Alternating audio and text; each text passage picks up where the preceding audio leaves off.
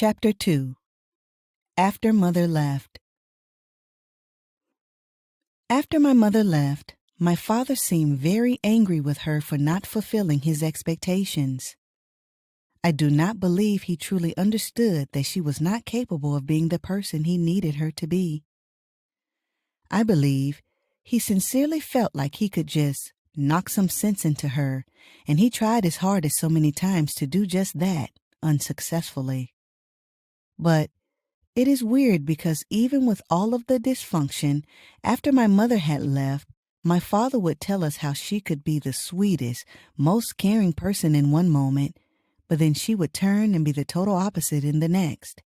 He would say, when she was nice, she was very nice, but when she was mean, she was very mean. My grandmother often told me how smart my mother was and what a gifted pianist she was. Whenever I heard people recounting all of these nice things about my mother, I wish she had stayed. However, when I think about her struggles, I feel grateful that she left to get the break she needed. My father would often make statements that gave me clues about how he felt about her and her leaving. I did not like or agree with most of what he said. Since I blamed him for her absence, it was hard for me to understand his fury.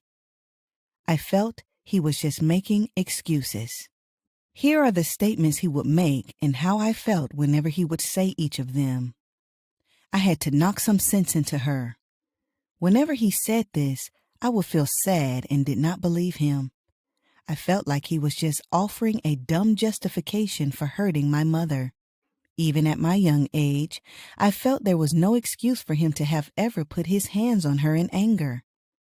Your mother left. She doesn't want you. Both my father and maternal grandmother sat me down and told me this.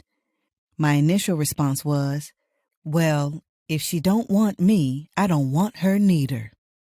Grandmother thought my reaction was cute.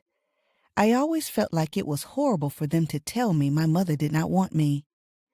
As I grew older and thought about the issue, a part of me believed she wanted me. I felt they were just telling me she did not because they resented her for leaving.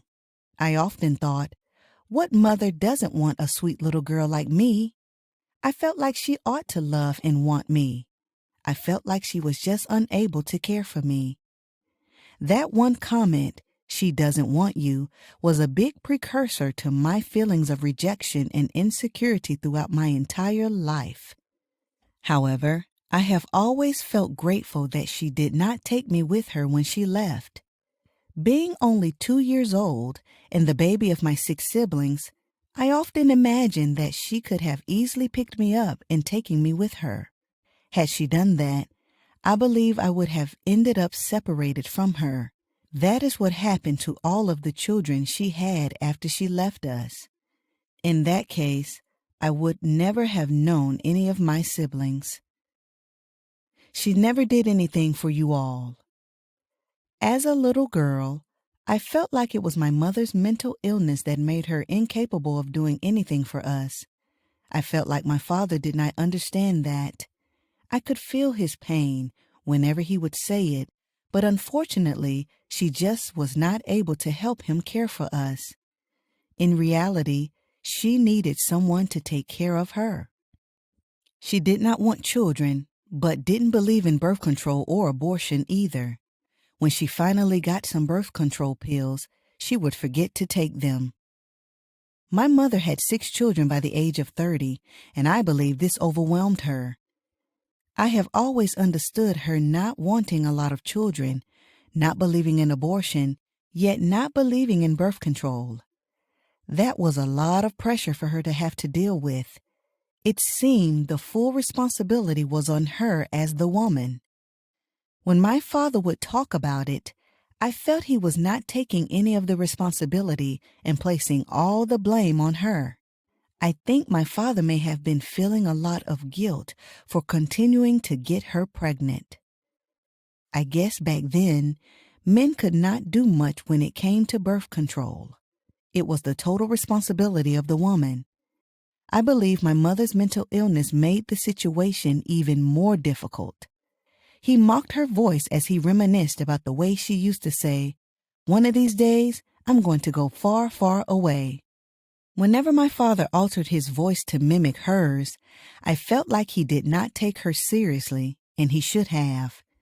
She obviously really felt that way because she actually did go far, far away when she got the chance. However, he did not believe her at the time. I believe he thought those words were spoken out of her frustration. He mimicked her as he recalled how she said, "I'm in love with Calvin," just before she ran away. Calvin was a patient in the mental hospital she was in at the time. People may have called my mother crazy, but she had enough sense to leave an abusive relationship. So, when my father mimicked her about leaving with Calvin, I never blamed her for it. However, I would always wonder what Calvin's last name was. I wondered if she ever married him, if they stayed together after they had run away together, if they had any children together, and if so, how many? So hearing those words, "I'm in love with Calvin," brought all types of questions to my mind, questions I strive to answer in my quest to find my mother. She couldn't keep a job. My father often complained about how my mother got a job working for a dry cleaner and was terminated when she refused to do things according to her boss's instructions. He would say, "You can't do things your way when you are working for someone else. You have to do what they want you to do." Whenever he complained about my mother not being able to keep a job, I felt bad for him because I knew he needed her to work to help pay bills. I felt badly for her because I knew she was not capable of holding down a job due to her illness. Thinking about the challenge of this situation causes me to feel sad, realizing this was unfortunate for both of them. I truly feel bad for what my father had to go through. If you all ever want to look for her, I will take you. Whenever my father would say this, I thought, of course I want to find my mother, and I felt like he should have just taken us to find her instead of saying that to us. But then he would follow with, "But she may not receive you all." I did not understand why my mother would not receive us. However, I believed him when he said it, and those words made me feel afraid to tell my father I wanted him to take me to find her. So, as much as I missed her and as bad as I wanted to see her again, I never asked my father if we could go and try to find her.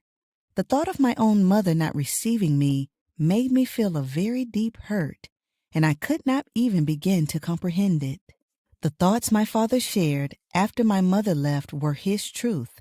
They were his reality, the way he experienced it, but I just refused to accept his side of the story because I did not know how things went down for her. Not knowing her side was one of my many motivations for spending an immeasurable amount of time over the years trying to find her. Now walk with me as I take you through the actual timeline of my search. If you enjoyed this story, please like this video and subscribe to our channel.